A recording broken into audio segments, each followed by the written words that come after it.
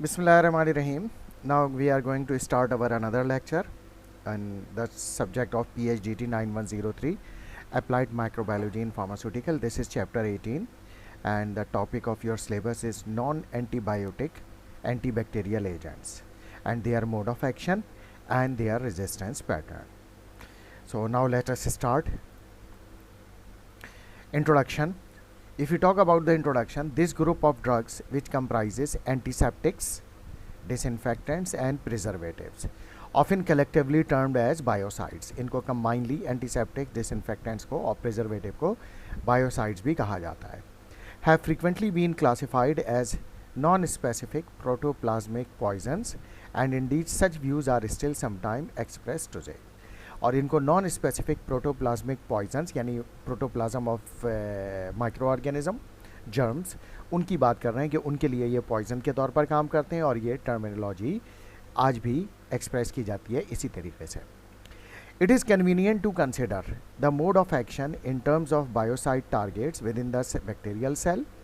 The targets to be considered are cell wall, the cytoplasmic membrane and the cytoplasm. Now, where these biocides attack on the microorganism in the bacterial cell, maybe the cell wall of bacteria. Some biocides act against the cytoplasmic membrane of the bacterial cell, and some work or target cytoplasm of the bacteria. The range and complexity of reaction involved and will become apparent from this account and from table 18.1 and figure 18.1. And it is worth emphasizing here that many of these substances exhibit concentration dependent dual or even multiple roles. The understanding of this point is that कि ये जो भी biocides हैं यानी antiseptics, disinfectants या preservatives, they have very quite complex range of reactions with the bacteria. यानी how they work as a biocide, this is very complex और different reactions इसमें involved है. Table 18.1 and figure 18.1 will explain further. But emphasize किस बात पे कि ये substance जो होते हैं they are concentration dependent. Number one, they are concentration dependent. Some are in low concentration, they are biocide. Some are at high concentration at biocide, or even at low concentration. Suppose that they are just cell wall inhibitor, but at higher concentration they are cell wall inhibitor, cytoplasmic membrane inhibitor यानी double इनके reactions हैं cell के साथ और even multiple roles multiple reactions होते हैं. For a chemical to exhibit anti microbial activity it usually has to undergo a sequence of events that begin with adsorption on to the cell surface. तो इसकी जो chemical activity है यानी reactivity होगी micro organism के साथ यानी उस पर किलिंग इफेक्ट या बायोसाइड इफेक्ट लाने के लिए उसके लिए एक सीरीज़ ऑफ रिएक्शन होते हैं, सीक्वेंस ऑफ इवेंट्स होते हैं. उसके लिए सबसे पहला स्टेप ये है कि इस केमिकल को एड्जॉर्ब होना चाहिए from the cell surface of the bacteria. Now come to the diagram. Here we have cellular targets of non antibiotic antibacterial agent. जैसे ये एक्रिडीन है,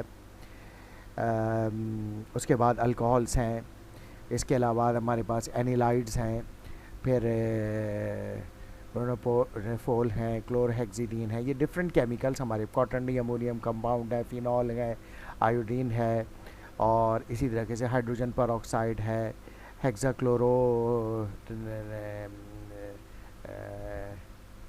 हेक्सेन और डिफरेंट जो है वो इस तरीके से जो है वो क्लोरोफेन है, हेक्साक्लोरोफेन है, फॉर्मेल्डिहाइड है, इथाइलिन ऑक्साइड है. इनके जो टारगेट साइड हैं ये प्लस की साइन हमें बता रही है.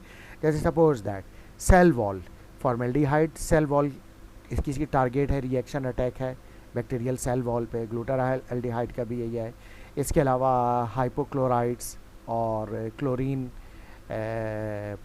जो क्लोरीनेटेड सब्सटेंसेस होते हैं तो वो जो है वो भी सेल वॉल पे एक्ट करते हैं. इसके अलावा मरकरी सॉल्ट्स हैं, ये मर्क्यूरियस ऑर्गेनिक सॉल्ट्स हैं, ये भी जो है सेल वॉल पे एक्ट करते हैं. ये फिनॉल जो है ये भी सेल वॉल पे बैक्टीरिया की एक्ट करते हैं.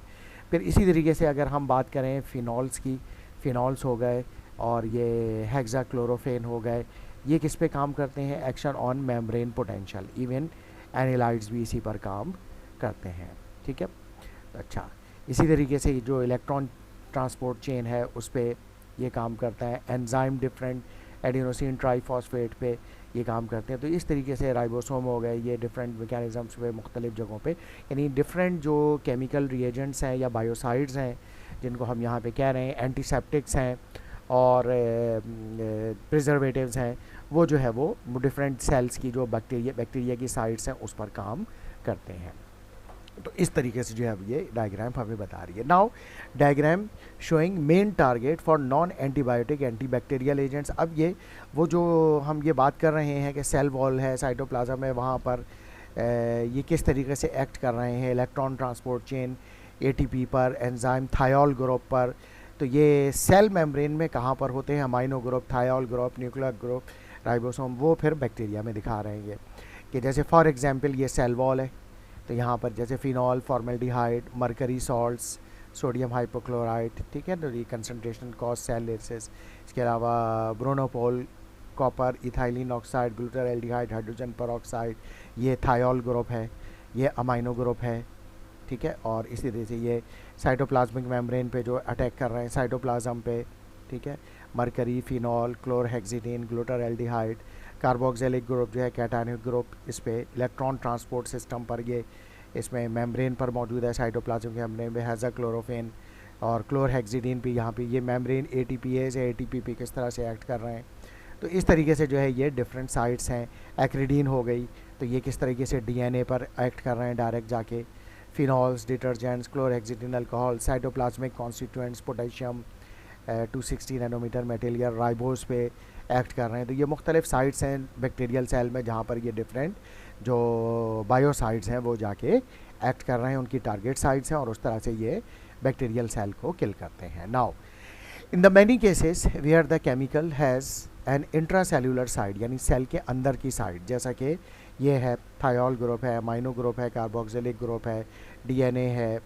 तो इस तरह के जो एजेंट हैं जिसको सेल के अंदर जाना है, एब्जॉर्प्शन मस्ट फॉलोड, यानी पहले तो उन्हें सेल सरफेस से एब्जॉर्ब होना पड़ेगा, then followed by passage through porin channel, यानी उसके बाद उसको पोरिन चैनल से उन बायोसाइट्स को गुजर के सेल के अंदर जाना पड़ेगा, जैसा कि ग्राम नेगेटिव सेल्स में होता है। एंड डिफ्यूजन अक्रॉस और into the lipid rich cytoplasmic membrane, और उनको डिफ्यूज़ करना पड़ेगा इस साइटोप्लाज्मिक मेम्ब्रेन से गुजर के यहाँ पे साइटोप्लाज्म में आना पड़ेगा, जिसके अंदर लिपिड मेम्ब्रेन होती है, लिपिड क्वांटिटी बहुत ज़्यादा होती है। And finally interaction with the protein, enzyme, nucleic acid और other target sites with the cytoplasm. और फिर वो जब ये इन तमाम सेल वॉल और साइटोप्लाज्म के मेम्ब्रेन से गुजर के ये अंदर पहुंच जाएंगे, तो फिर जो भी इसका टारगेट साइट होगा, चाहे से अमाइनो ग्रुप है, थायोल ग्रुप है, कार्बोक्सिलिक ग्रुप है, एटीपीएस है, डीएनए है, राइबोज है, जहाँ पे भी उसको पहुंचना है वहाँ पहुंच के फिर ये उसके साथ रिएक्ट करके सेल को जो है वो killing effect, biocide effect provide करेंगे। Antimicrobial activity is often strongly influenced by the affinity of the biocide for structural or molecular component of the cell, and is thus in turn may depend upon the attraction of dissimilar charges or on hydrophobic interaction। लिहाजा antimicrobial activity जो होगी इनकी वो depend करेगी कि वो किस तरीके से बायोसाइड्स का स्ट्रक्चर क्या है, मॉलिक्यूलर कंपोनेंट क्या है, क्या वो सेल वॉल को और सेल मेम्ब्रेन को क्रॉस करके और साइटोप्लाज्मिक रिच जो लिपिड रिच साइटोप्लाज्मिक मेम्ब्रेन है उसको क्रॉस करके सेल के अंदर आ जाते हैं, आ सकते हैं, एफिनिटी है उस बायोसाइड में या नहीं है। अगर नहीं होगी तो वो सेल के अंदर नहीं जा सकते। इसके अलावा चार्ज भी होता है इन पर केमिकल्स पे, क्योंकि जो सेल मेम्ब्रेन है और सेल वॉल है उस पर नेगेटिव चार्ज होता है। अगर नेगेटिव पॉजिटिव चार्ज होगा तो वो अट्रैक्ट हो सकता है, लेकिन अगर जो बायोसाइड है उस पर भी नेगेटिव चार्ज है और सेल मेम्ब्रेन पे भी नेगेटिव चार्ज है तो वो रिपेल होंगे। इसी तरीके से हाइड्रोफोबिक नेचर, अब हाइड्रोफोबिक होगा, हाइड्रोफिलिक फोबिक होगा तो वो आसानी से इस लिपिड मेम्ब्रेन को क्रॉस कर सकेगा, हाइड्रोफिलिक होगा तो वो इस साइटोप्लाज्मिक लिपिड मेम्ब्रेन को क्रॉस नहीं कर सकेगा, और जब इसको क्रॉस नहीं कर सकेगा तो वो सेल के अंदर नहीं आ सकता वो केमिकल या बायोसाइड, और फिर वो जब अंदर ही नहीं आएगा तो फिर वो अगर उसकी टारगेट साइट सेल के अंदर है तो वो यहाँ पे जब पहुँच ही नहीं सकेगा तो फिर वो सेल किलिंग इफेक्ट या बायोसाइडल एक्टिविटी प्रोड्यूस नहीं कर सकेगा। Antimicrobial drugs whose active species is positively charged, बहुत सारी एंटीमाइक्रोबायल ड्रग्स हैं उसकी जो एक्टिव स्पीशी होती है यानी एक्टिव फॉर्म होती है वो पॉजिटिवली चार्ज होती है। For example quaternary ammonium compounds and chlorhexidine display an affinity for the negative charge of sugar residues in the microbial cell surface और phosphate group on the membrane. जैसे मैंने बताया कि बैक्टीरियल सेल वॉल के ऊपर negative charge होता है, that negative charge persist due to negatively charged sugar residues on the cell membrane and phosphate group। तो उस वजह से ये जो अमोनियम कंपाउंड है, क्लोरहेक्सिडिन है, वो आसानी से उसकी तरफ अट्रैक्ट हो जाते हैं। So adsorption of these biocides, ये एड्जॉर्प्शन इनकी आसानी से हो जाती है, and thus their anti microbial activity is increase as the pH rises, और जैसे जैसे pH राइज होता है इनकी एंटी माइक्रोबायल एक्टिविटी होती है, and the cell surface become more electronegative, क्योंकि जैसे जैसे pH बढ़ता है तो सेल की सरफेस पे नेगेटिविटी और बढ़ती चली जाती है, यानी बैक्टीरियल सेल की नेगेटिविटी बढ़ती चली जाएगी, और उसकी वजह से जो है वो फिर ये कंपाउंड जो है लाइक क्वाटरनरी अमोनियम कंपाउंड या क्लोरहेक्सिडिन ज़्यादा तेज़ी से सेल सरफेस से एब्जॉर्ब होंगे और फिर उसको पेनिट्रेट करके सेल के अंदर पहुंच जाएंगे और बायोसाइडल एक्टिविटी प्रोड्यूस करेंगे। Now antimicrobial chemicals possessing a long alkyl chains, some antimicrobial chemicals जो हैं they contain long alkyl chains on the other hand and may integrate into the hydrophobic region of phospholipid molecule within the membrane। तो इससे फ़ायदा ये होता है long alkyl chain से ये हाइड्रोफोबिक इन नेचर हो जाते हैं, यानी इनकी लिपिड सॉल्युबिलिटी बढ़ जाती है। तो ये जो साइटोप्लाज्म में लिपिड मेम्ब्रेन है, लिपिड नेचर है, उसमें आपको आसानी से ये क्रॉस कर सकते हैं, सो कॉज मेम्ब्रेन डिस्ट्रप्शन, और इसी तरीके से ये मेम्ब्रेन जो है साइटोप्लाज्मिक मेम्ब्रेन को डिस्टर्ब भी कर देते हैं और इस तरीके से फेटल साबित होते हैं to the permeability of the cell, और इस तरीके से फेटल इफेक्ट प्रोड्यूस करते हैं बाय बैक्टीरिया पर। Further examples of structural activity relationship are afforded by the aldehydes, इसके अलावा एल्डिहाइड्स हैं, particularly glutaraldehyde which is electrophile that is able to react with the molecules possessing thiol group or amino group, for example protein। तो ये जो है ग्लूटरएल्डिहाइड हैं, ये electrophile हैं यानी इलेक्ट्रॉन लविंग है, या आसानी से सेल सरफेस को भी क्रॉस कर जाते हैं और सेल मेम्ब्रेन को भी क्रॉस कर जाते हैं, साइटोप्लाज्मिक मेम्ब्रेन को भी, और बैक्टीरिया के अंदर पहुंच जाते हैं और जो नेगेटिवली चार्ज थायोल ग्रुप हैं, अमाइनो ग्रुप हैं, उसके साथ रिएक्ट करते हैं और फिर उनको सप्रेस कर देते हैं, जिसकी वजह से सेल की मेटाबॉलिक एक्टिविटी स्टॉप हो जाती है, यानी बैक्टीरियल सेल की मेटाबॉलिक एक्टिविटी स्टॉप हो जाती है। जब उसकी मेटाबॉलिक एक्टिविटी नहीं हो सकेगी तो फिर जो है वो बैक्टीरिया सर्वाइव नहीं कर सकेगा। This reaction to increases with pH, और जैसे जैसे बढ़ता है pH तो उस एनवायरनमेंट का, तो उससे ये एक्टिविटी और ज़्यादा बढ़ जाती है। So aldehydes are more active in alkaline condition. Biocides containing heavy metals ion, कुछ बायोसाइड्स ऐसे हैं जिसमें हैवी मेटल आयन है, जैसे सिल्वर है और फिनाइल मर्क्यूरी यानी मर्क्यूरी सॉल्ट्स हैं। Also inactivate enzymes and structural proteins by virtue of interaction with thiol groups. तो वो जो एंजाइम्स जो रिस्पॉन्सिबल हैं थायोल ग्रुप की एक्टिविटी के लिए, और थायल ग्रुप जैसे मैंने बताया मेटाबॉलिक एक्टिविटी के लिए चाहिए होता है बैक्टीरिया को, तो वो ये क्या करते हैं जो सिल्वर सॉल्ट्स हैं, मर्करी सॉल्ट्स हैं, they inactivate those enzymes which is responsible for thiol group activity. तो जब ये एंजाइम ही इनहिबिट हो जाएंगे सिल्वर सॉल्ट से, फिनाइल मर्क्यूरी से, तो फिर थायल ग्रुप एक्टिवेट नहीं होगा, थायल ग्रुप एक्टिवेट नहीं होगा तो फिर मेटाबॉलिक एक्टिविटीज़ बैक्टीरियल सेल के अंदर नहीं होगी, और जब once the bacterial cell metabolic activity is stopped, then their replication and multiplication is also stopped. A number of phenols and bisphenols, phenolic groups, bisphenols हैं, incorporate hydroxyl group that is capable of generating labile protein, that is they are weak acids। तो ये hydroxyl group जो है वो incorporate करते हैं, तो ये लेबाइल प्रोटॉन जनरेट करते हैं, एक लेबाइल प्रोटॉन, ऐसा लेबाइल प्रोटॉन जो कि वीक एसिड्स होता है।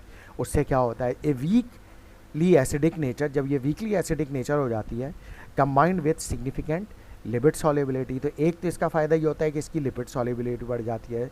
So are properties associated with uncoupling agents that is those molecules that can disrupt the proton motive force that is responsible for oxidative phosphorylation in the cell। तो जब ये proton motive force generate होगी तो cell के अंदर जो oxidative phosphorylation का process होगा वो डिसरप्ट हो जाएगा, यानी स्टॉप हो जाएगा, क्योंकि ऑक्सीडेटिव फॉस्फोराइलेशन प्रोटीन सिंथेसिस के लिए चाहिए होती है। लाजमी बात है कोई भी सेल होता है उसको जब रेप्लिकेशन करनी होती है तो उसको अपनी प्रोटीन्स की सिंथेसिस के प्रोसेस को चलाना होता है, और उसमें ऑक्सीडेटिव फॉस्फोराइलेशन का बड़ा इंपॉर्टेंट रोल होता है। लेकिन जब ये वीकली एसिडिक सब्सटेंस नेचर जो है ये प्रोटॉन मोटिव फोर्स जनरेट करेंगे तो इससे ऑक्सीडेटिव फॉस्फोराइलेशन का प्रोसेस नहीं हो सकेगा, डिसरप्ट हो जाएगा। जब ऑक्सीडेटिव फॉस्फोराइलेशन नहीं होगी तो प्रोटीन सिंथेसिस नहीं होगा बैक्टीरिया के अंदर। जब प्रोटीन सिंथेसिस नहीं होगा तो then bacterial replication and multiplication is stopped. Now the next we will discuss the cell wall, how the cell wall is important for the biocide. The structure is traditional target for a group of antibiotics which includes the penicillins, but a little notice about report which appeared in 1948 showed that the low concentration of disinfectant substance caused cell wall lysis such that a normally lipid turbid suspension of bacterial became clear. अच्छा, जो cell wall है वो traditional target site है group of antibiotics की, जैसा कि penicillins हो गई, बीटा लैक्टम एंटीबायोटिक्स हो गई, सेफेलोस्पोरिन्स हो गई और इमिपेनिम्स और यानी कार्बापेनिम्स एंटीबायोटिक्स हो गई। तो इनकी जो टारगेट साइट है बैक्टीरिया की वो सेल वॉल है, जिससे वो बैक्टीरिसाइडल या बायोसाइडल इफेक्ट प्रोड्यूस करते हैं। इसके अलावा 1948 में ये भी इसकी कुछ रिपोर्ट्स पता चली, नोटिस हुआ कि लो कंसंट्रेशन में डिसइंफेक्टेंट भी सेल वॉल लिसिस करते हैं, लेकिन ये कोई बहुत ज़्यादा उस वक्त हमें जो है वो इसकी जो एविडेंसेस थे वो कोई बहुत ज़्यादा क्लियर नहीं थे, means evidences were not very sound. It was thought that these low concentration of disinfectant cause enzymes whose normal role is to synthesize the cell wall to reverse their role in some way and affects its disruption or lysis. यानी उस वक्त ये thought की गई कि low concentration में ये जो डिसइंफेक्टेंट हैं वो उन एंजाइम्स को इनिबिट करते हैं जो कि सेल वॉल सिंथेसिस में इन्वॉल्व है. तो जब ये एंजाइम्स इनिबिट हो जाएंगे तो सेल वॉल सिंथेसिस नहीं हो सकेगी और इस तरीके से सेल वॉल पर लिसिक इफेक्ट या लिसिस इफेक्ट प्रोड्यूस होगा. In the original report, the disinfectant at the following percentages, तो जो रिपोर्ट्स आया हुई पब्लिश हुई इनमें ये साबित हुआ कि कुछ जो डिसइंफेक्टेंट्स थे फॉर्मेलिन 0.12%, फिनॉल 0.32% कंसनट्रेशन में, mercuric chloride 0.0008%, sodium hypochloride 0.005% and merthiolate 0.0004%. इस कंसनट्रेशन में जब बैक्टीरिया को इस एनवायरनमेंट में रखा गया या कि बैक्टीरिया के सराउंडिंग में ये डिसइंफेक्टेंट प्रोवाइड किया गया तो they cause lysis of E coli micro organism, streptococci micro organism and स्टेफिलोकोकाई micro organism. इसके अलावा ग्लूटाराल्डिहाइड ऑल्सो ओज part of its mode of action to its ability to react with and provide irreversible cross linking in cell wall, यानी bind होता है cell wall के जो peptidoglycan होते हैं उसके साथ और फिर ये इरिवर्सिबल बाइंडिंग हो जाती है जिसकी वजह से सेल वॉल डिसरप्शन हो जाती है और वो उसकी परमिएबिलिटी कॉम्प्रोमाइज़ हो जाती है और उस तरह से बैक्टीरियल सेल की किलिंग हो जाती है. तो ये भी ग्लूटाराल्डिहाइड का भी सेल वॉल पर इफेक्ट देखा गया है. If we talk about cell wall के बाद the next important target site is the cytoplasmic membrane. If we talk about the cytoplasmic membrane, then action on the cytoplasmic membrane may be divided into three categories. Number one, action on the membrane potential. cytoplasmic membrane का potential क्या है, यानी वो जो ionic potential है. इसके अलावा action on the membrane enzyme, cytoplasmic membrane enzymes हैं उस पर किस बायोसाइड का इफेक्ट है. इसके अलावा action on journal membrane permeability, और मेम्ब्रेन परमिएबिलिटी जो है साइटोप्लाज्मिक की उस पर कुछ बायोसाइड्स एक्ट करते हैं. नाउ एक एक करके अब इन सबको देखते हैं. Action on the membrane potential.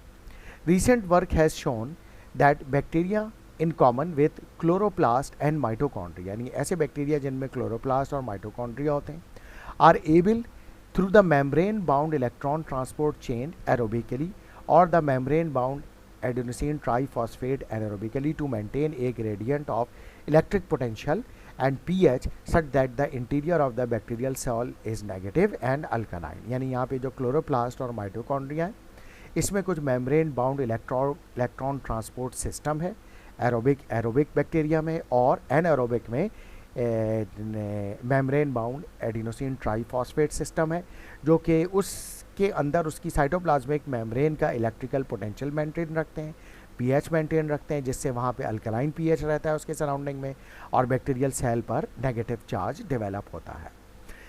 This potential gradient and electrical equivalent of the pH difference, यानी 1 pH unit is equal to 58 milli volt at 38 degree cent, यानी एक पीएच यूनिट चेंज होगा 37 डिग्री सेल्सियस पे, तो कितने मिली वोल्ट उस पर electron potential change होगा, वो होगा 58 milli volt.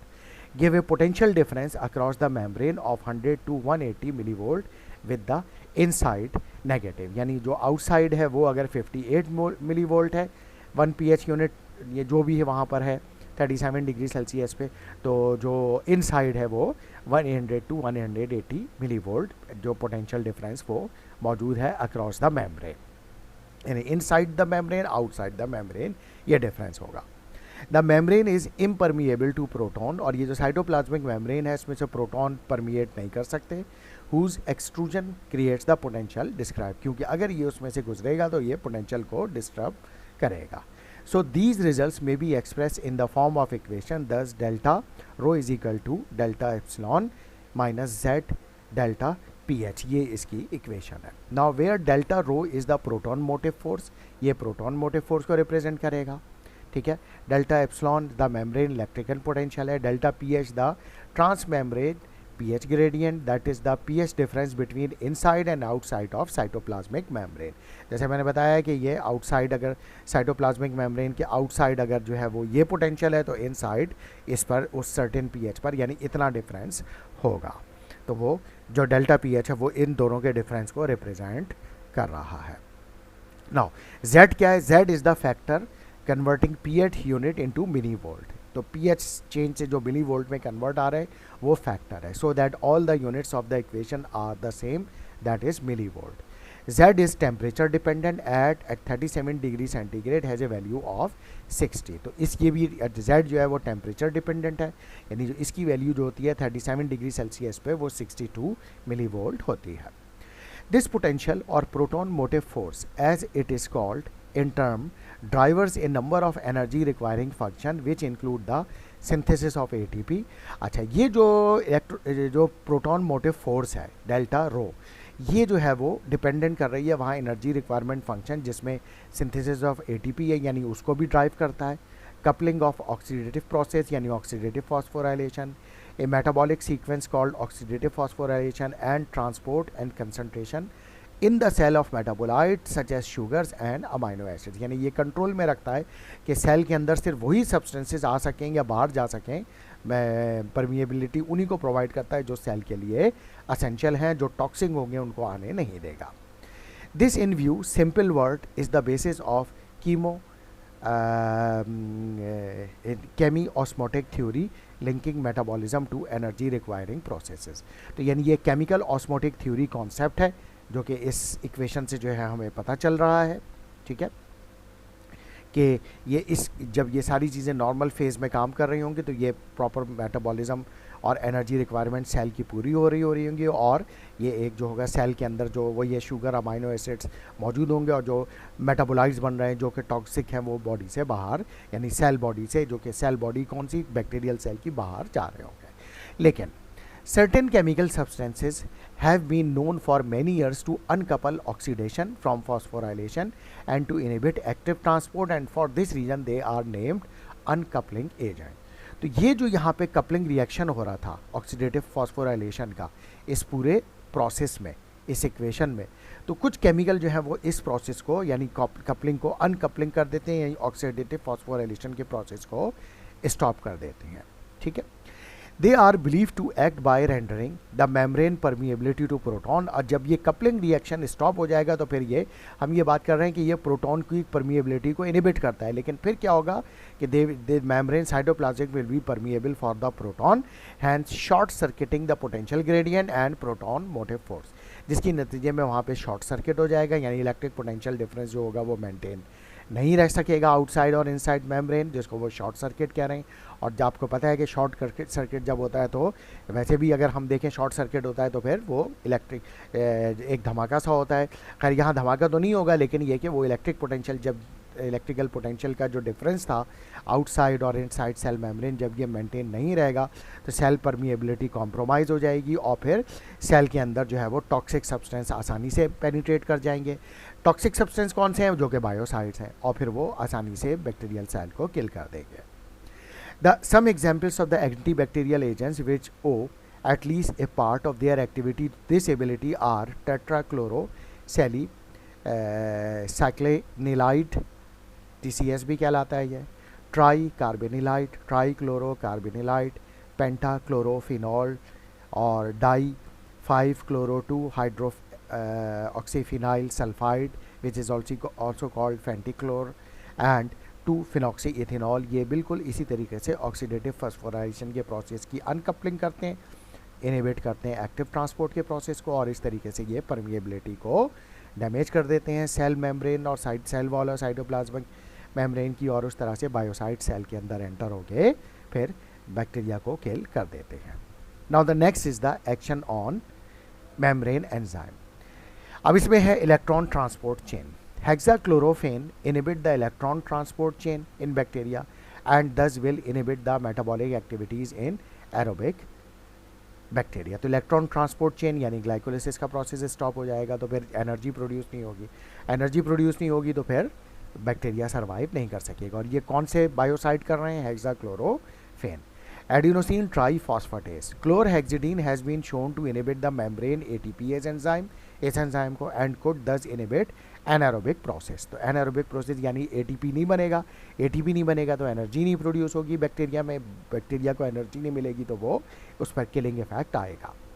Enzyme with thiol group, जो थायोल ग्रुप से रिएक्ट करते हैं, mercuric chloride, other mercury containing antibacterial, and silver will inhibit enzymes in the membrane and for that matter in the cytoplasm। cytoplasm में भी जो enzyme होते हैं उनको भी इनहिबिट करते हैं ये, which contain thiol group। A similar action is shown by 2-bromo 2-nitropropane 1,3-diol जिसको ब्रोनोपॉल या एंड आइसोथायाजोलोन्स कहते हैं। ये भी इसी तरीके से एंजाइम, तो थायोल ग्रुप के एंजाइम्स हैं उनको इनहिबिट करते हैं, तो उससे फिर प्रोटीन सिंथेसिस स्टॉप हो जाता है। Under appropriate condition the toxic action on cell thiol group may be reversed by addition of an extrinsic thiol compound that is cysteine और thioglycolic acid। अगर आप ये चाहते हैं कि सेल में जो ये बायोसाइड इफेक्ट मर्क्यूरी सॉल्ट्स ने प्रोड्यूस किया है और थायोल ग्रुप जो इनहिबिट हो गया वो दोबारा रिवर्स हो जाए और बैक्टीरियल ग्रोथ वापस आ जाए और ये टॉक्सिक रिएक्शन जो थायोल पर हुआ है वो ख़त्म हो जाए, तो फिर हम थायोल ग्रुप इंसर्ट कर सकते हैं बैक्टीरिया के अंदर with the help of cysteine या thioglycolic acids. Particularly susceptible enzymes are the dehydrogenases, वो एंजाइम जो कि थायोल ग्रुप को सप्रेस करते हैं, उसको डीएक्टिवेट कर देते हैं, उसमें डिहाइड्रोजनेज एंजाइम है। Involve in membrane associated redox processes, यानी जो ऑक्सीडेशन रिडक्शन प्रोसेस में थायोल ग्रुप के इन्वॉल्व होता है वो एंजाइम इनहिबिट हो जाता है, तो फिर ये थायोल ग्रुप की एक्टिविटी सप्रेस हो जाती है और प्रोटीन सिंथेसिस भी स्टॉप हो जाता है। Now the next is the third is the action on the general membrane permeability, यानी ओवरऑल जर्नल परमिएबिलिटी पर क्या इफेक्ट पड़ता है। Treatment of bacterial cells with appropriate concentration of such substances such as cetrimide, chlorhexidine, phenol, hexyl resorcinol causes a leakage of a group of characteristics of chemical species। यानी ये क्या करते हैं कि बैक्टीरियल सेल वॉल में leakage create कर देते हैं जिसकी वजह से बैक्टीरियल के जो केमिकल कॉन्स्टिट्यूएंट्स हैं वो सेल से बाहर लीक होकर आ जाते हैं। The potassium ion being a small entity is the first substance to appear with in the cytoplasmic membrane is damage. सबसे पहले पोटेशियम आयन साइटोप्लाज्मिक मेम्ब्रेन में आ जाता है जो ये जाहिर कर रहा होता है कि सेल मेम्ब्रेन डैमेज, उसमें लीकेज शुरू हो गई है। इसके अलावा amino acids, purines, pyrimidines and pentoses are examples of the other substance which will leak from treated cells. तो ये भी जो असेंशियल अमाइनो एसिड्स हैं बैक्टीरिया के, प्यूरीन पायरामिडीन बेसेस हैं, पेंटोजेज शुगर्स हैं जो डीएनए में की सिंथेसिस में यूज़ होती हैं, वो भी लीक आउट हो जाएंगी, न्यूक्लियस से बाहर निकल जाएंगी यानी साइटोप्लाज्म से, तो फिर वो सेल की जो मेटाबॉलिक यानी जो सिंथेसिस का प्रोसेस है वो स्टॉप हो जाएगा। If the action of drug is not prolong, और अगर ड्रग का एक्शन प्रोलॉन्ग ना हो और extended exerted in higher concentration, this damage may be reversible and leakage may only induce bacteriostatic effect और bacteriostasis, और बैक्टीरिया फिर दोबारा मल्टीप्लाई होना और अपनी एक्टिविटी रिवाइव कर लेगा। यानी अगर ये जो बायोसाइड्स जिनकी हम बात कर रहे हैं, सेट्रीमाइड, क्लोरहेक्सिडीन वगैरह, ये कम क्वांटिटी में यूज़ होंगे तो उस वक्त, और ये इसका जो परमिएबिलिटी इफेक्ट जो बढ़ा रहेंगे और लीकेज जो है ये फिर प्रोलॉन्ग नहीं होगी, उसकी वजह से ये होगा फिर ये रिवर्स हो जाएगा रिएक्शन और फिर ये सेल पर उस वक्त बैक्टीरियोस्टेटिक इफेक्ट आएगा, बैक्टीरियासाइडल इफेक्ट नहीं आएगा। इसके अलावा permeabilization, drugs able to affect outer membrane integrity, यानी सेल की जो बैक्टीरियल सेल की आउटर मेम्ब्रेन है उसकी इंटीग्रिटी को अफेक्ट करते हैं, have also been exploited as potentiator of antimicrobial agents. तो इसमें भी कुछ एजेंट्स हैं जो कि यूज़ किए गए एज एंटी माइक्रोबायल एजेंट या biocides, that is disinfectants, antiseptics, preservatives and antibiotics, and thereby helping these to penetrate and the outer membrane of gram negative organism and especially Pseudomonas aeruginosa। तो ये penetrate करते हैं bacterial cell की outer membrane को, जैसे gram negative organism, particularly Pseudomonas aeruginosa। Chelators इसके अलावा हैं, particularly ethylene diamine tetra acetic acid EDTA है, have been use as a potentiator of the action of chloroxylenol, यानी क्लोरोजाइलिनॉल के साथ EDTA कंबाइन करके दिया जाता है। उससे ये होता है कि ये भी सेल मेम्ब्रेन की परमिएबिलिटी को बढ़ा देते हैं और उसके अंदर बायोसाइड एंटर हो जाता है बैक्टीरियल सेल के अंदर और फिर वो किलिंग इफेक्ट आता है। वारा एक साइंटिस्ट है, has extensively reviewed the subject of permeabilization and Ayres and Furr and Russell, ये और इसके अलावा scientist have describe and a rapid method of evaluating the permeabilization of Pseudomonas aeruginosa। तो इन्होंने रैपिड मेथड इजाद किया जिसमें ये कि किस तरीके से Pseudomonas aeruginosa में परमिएबिलिटी इन डिफरेंट बायोसाइट से बढ़ती है और वो फिर सेल किलिंग इफेक्ट आता है। इसके बाद हम आते हैं साइटोप्लाज्म पे। With in the cytoplasm are a number of important sub cellular particles which include the ribosome, oxy and deoxy ribonucleic acids. Cytoplasm में ये सब्सटेंस होते हैं राइबोसोम, ऑक्सी एंड डीऑक्सी, यानी ऑक्सी DNA और deoxy DNA ribonucleic acids. Enzymes other than those in membrane are also present in the cytoplasm. यहाँ पे मजीद कुछ enzymes होते हैं जो कि रेप्लिकेशन में इन्वॉल्व होते हैं। Many early studies measured overall enzyme inhibition in bacterial culture and A search was made for a peculiarly sensitive enzyme which might be identified as a target interference with which would cause death। तो शुरू में जो studies की गई थी बस उससे ये पता चला कि ये साइटोप्लाज्मिक जो एंजाइम हैं उनको इनिबिट करते हैं, लेकिन कौन से एंजाइम्स हैं, कौन से पर्टिकुलर एंजाइम्स हैं उनको इनिबिट करते हैं, उसके लिए कोई ख़ास इन्फॉर्मेशन अवेलेबल नहीं थी। No such enzyme has been found, अभी भी उस तरह की कोई पर्टिकुलर इन्फॉर्मेशन यानी पिक्यूलियर इन्फॉर्मेशन हमारे पास नहीं है कि वो जो बायोसाइड्स साइटोप्लाज्म में पहुंच जाते हैं वो वहाँ जाके अगर एंजाइम इनिबिट कर रहे हैं तो कौन से साइटोप्लाज्मिक एंजाइम है जिनको वो इनिबिट कर रहे हैं जिससे उनकी जो मल्टीप्लिकेशन है सेल की, बैक्टीरियल सेल की, इनिबिट हो जाती है। General coagulation method, high concentration of disinfectant for example chlorhexidine, यानी हाई कंसंट्रेशन में अगर दिए जा रहे हैं, फिनॉल और mercury salts will coagulate the cytoplasm, यानी साइटोप्लाज्मिक प्रोटीन्स जो है उनको कोगुलेट कर देते हैं, यानी उनकी क्लम्पिंग कर देते हैं। And in fact it was the kind of reaction, एक रिएक्शन है which give rise the epithet general protoplasmic poison, इसको epithet general protoplasmic poison reaction भी कहते हैं। Already refer to providing an uncritical and dismissive definition of the mode of action of disinfectant. तो ये uncritical लेकिन dismissive definition है, यानी कोई वाइडली एक्सेप्टेबल डेफिनेशन नहीं है, लेकिन बस इतना पता है कि ये जो डिसइंफेक्टेंट्स हैं जब ये साइटोप्लाज्म में पहुंच जाते हैं तो वहाँ पर साइटोप्लाज्मिक प्रोटीन में कोगुलेशन कर देते हैं और जब वो कोगुलेशन हो जाती है तो फिर उनकी प्रोटीन्स फिर डैमेज हो जाती हैं, जब वो डैमेज हो जाती हैं तो फिर सेल मल्टीप्लिकेशन स्टॉप हो जाती है।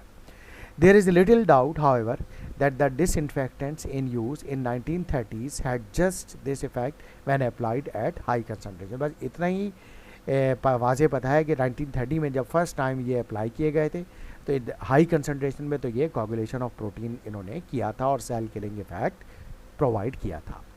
राइबोसोम पे हम बात करें, These organelles, the site of protein synthesis, ribosomal protein synthesis होता है, are well established targets for many antibiotic actions. Both hydrogen peroxide and para-chloro-mercurio-benzoate will dissociate the ribosome। तो ये जो है हाइड्रोजन पेरोक्साइड, पैराक्लोरो मर्क्यूरोबेंजोएट, ये क्या कर देते हैं, डिसोसिएट कर देते हैं यानी ब्रेक डाउन कर देते हैं राइबोसोम का into its two constituent parts, but whether this is a secondary reaction of the two chemical is difficult to assess, यानी प्राइमरी ये फर्स्ट रिएक्शन ये है या सेकेंडरी रिएक्शन है इसके बारे में इंफॉर्मेशन नहीं है, लेकिन बस इतना पता है कि राइबो जो सोम जो प्रोटीन्स होती हैं वो ब्रेक डाउन हो जाती हैं अपने डिफरेंट टू कॉन्स्टिट्यूएंट या टू पार्ट्स में। There is no real evidence that the ribosome is a prime target for disinfectant substance, और कोई हमारे पास साउंड एविडेंस इसका नहीं है कि ये जो बायोसाइड्स यूज़ कर रहे हैं हम, क्या इसका जो मेन टारगेट है यानी प्राइमरी टारगेट राइबोसोम है, या फिर ये सेकेंडरी रिएक्शन है जिसके नतीजे में ये राइबोसोम ब्रेक हो जाता है 2 पार्ट्स में. Nucleic acid is also a target site for many biocides.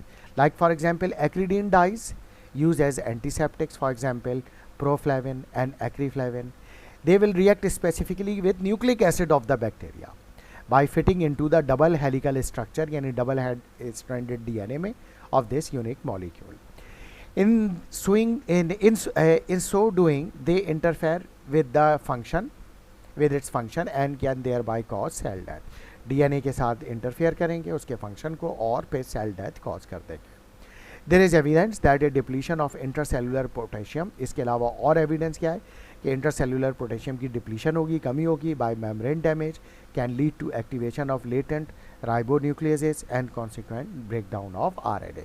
और फिर जब ये पोटेशियम ख़त्म हो जाएगा, सेल के अंदर से डिप्लीट हो जाएगा, तो फिर लेटेंट राइबोन्यूक्लियस बनेंगे. लेटेंट राइबोन्यूक्लियस यानी डॉर्मेंट होंगे, काम नहीं करेंगे, जिसके नतीजे में ब्रेकडाउन ऑफ आरएनए होगा. Several biocides including cetrimide and some phenols are known to cause release of nucleotides and nucleosides following an autolytic process. यानी जब ये न्यूक्लिक एसिड ब्रेकडाउन होगा तो उसके अंदर से रिलीज हो जाएंगे न्यूक्लियोटाइड्स और न्यूक्लियोसाइड्स, और फिर वो डीएनए जो होगा वो रेप्लिकेट नहीं हो सकेगा. और ये कौन से बायोसाइड्स के बारे में इंफॉर्मेशन है? Cetrimide and phenols. This is irreversible, यानी ये जो न्यूक्लिक एसिड और डीएनए के साथ का जो रिएक्शन है ये इरिवर्सिबल रिएक्शन है, has been propose as an autocidal या सुसाइडल प्रोसेस भी है, committing the injured cell to death. यानी जब ये न्यूक्लियोसाइड इस से अगर रिमूव हो जाते हैं डीएनए से और फिर ये राइबोसोम इनहिबिट हो जाते हैं, डेथ हो जाती है, तो फिर ये ऑटोलिटिक यानी ये जो एक्चुअली जो सेल डेथ नेचुरली भी होती है प्रोसेस, उसमें भी शायद यही रिएक्शन प्रपोज रिएक्शन है कि यही होता होगा.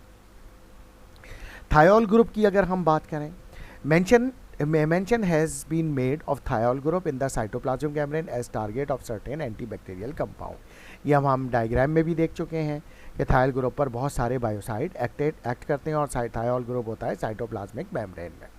थायोल ग्रुप ऑल्सो अगर इन द साइटोप्लाज्म में भी होता है, and these groups which also serve as the target for biocides. अच्छा, bronopol, isothiazolone, chlorine releasing agents, hypochlorides and iodine will oxidize और रिएक्ट विद थायोल ग्रुप. तो ये सब जो बायोसाइड्स हैं ये रिएक्ट करते हैं, ऑक्सीडाइज करते हैं थायोल ग्रुप को, तो उस तरह से ये सेल किलिंग इफेक्ट प्रोड्यूस करते हैं.